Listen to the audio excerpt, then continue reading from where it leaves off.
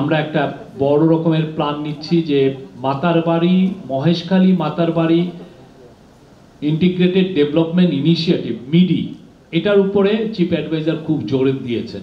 এইখানে অনেকগুলো প্ল্যান, এই পুরো প্ল্যানটা যদি এক্সিকিউট করা হয়, করতে হলে আমাদের যেটা কালকে একটা এটা নিয়ে অনেক বড় মিটিং হয়েছে, সেখানে দেখা যাচ্ছে যে এখানে ইনভেস্টমেন্ট লাগবে 140 বিলিয়ন ডলারের মতো।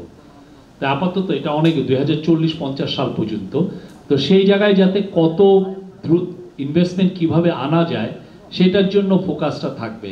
তো এই জায়গায় অলরেডি যে প্ল্যান নেওয়া হচ্ছে যে হাইওয়ে হবে, খুবই মানে 6 লেন হাইওয়ে হবে, সেখানে অনেকগুলো পাওয়ার প্ল্যান্ট হচ্ছে এবং অলরেডি প্ল্যান হচ্ছে যে ওইখানে 6টা পোর্ট টার্মিনাল হবে এবং এই 6টা পোর্ট টার্মিনাল কে মাতারবাড়ি পোর্ট টার্মিনাল, এটা হলো ডিপ সি পোর্ট, যেখানে ওয়ার্ল্ডের বড় বড় শিপিং কোম্পানিগুলো বড় বড় কন্টেনার জাহাজ এখানে ভিড়বে।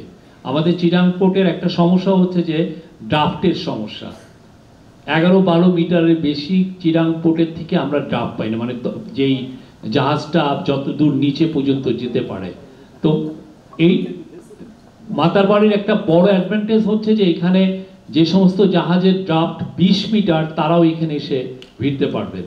তো সেই জন্য এটার জন্য বড় বড় জাহাজ, ফলে আমাদের যেটা হবে যে আমরা তখন মাতারবাড়ি ডিপসিপের পোর্টকে যদি 6টা টার্মিনাল যখন তৈরি হয়ে যাবে, আমাদের আর বাংলাদেশ থেকে এটা সিঙ্গাপুরে আর আমাদের প্রোডাক্ট পাঠানো লাগবে না, যে ওইখান থেকে আবার বিভিন্ন বড় বড় পোর্টে যে পাঠানো, এটা এখন ডাইরেক্ট মাতারবাড়ির থেকে হবে।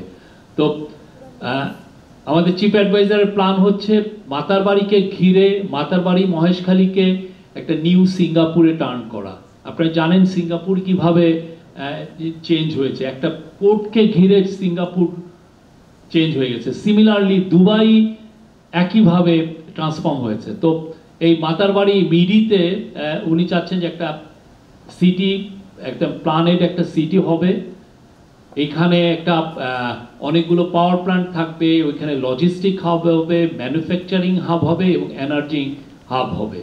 এইগুলো প্রত্যেকটার জন্য উনি এই জাপান সফরে উনি ইনভেস্টমেন্ট সিক করবেন, বিভিন্ন যাদের সাথে কথা হবে যে এটার বিষয়ে, কারণ এটা অনেক আগে জাপানেরও এটার বিষয়ে যথেষ্ট ইন্টারেস্ট ছিল। তারা বিগ বি একটা ইনিশিয়েটিভ আছে, সেই অনুযায়ী তারা এই জায়গাটা এই বাড়ির ব্যাপারে বা এখানে ইনভেস্টমেন্টের ব্যাপারে তাদের ইন্টারেস্টটা সবসময় ছিল এবং এটাকে আরও যাতে ডিপেন্ড হয়, আরও যাতে তাদের সমস্ত বড় বড় কোম্পানিকে যাতে বাংলাদেশে এনে তাদের ইনভেস্টমেন্ট করা যায়, সেই জন্য এই পুরো ট্যুরে এই ফোকাসটা থাকবে।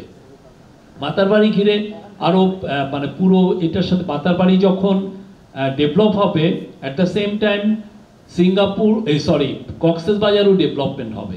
এই ঈদে জামা জুতো অ্যাক্সেসরিজের ডিসকাউন্ট।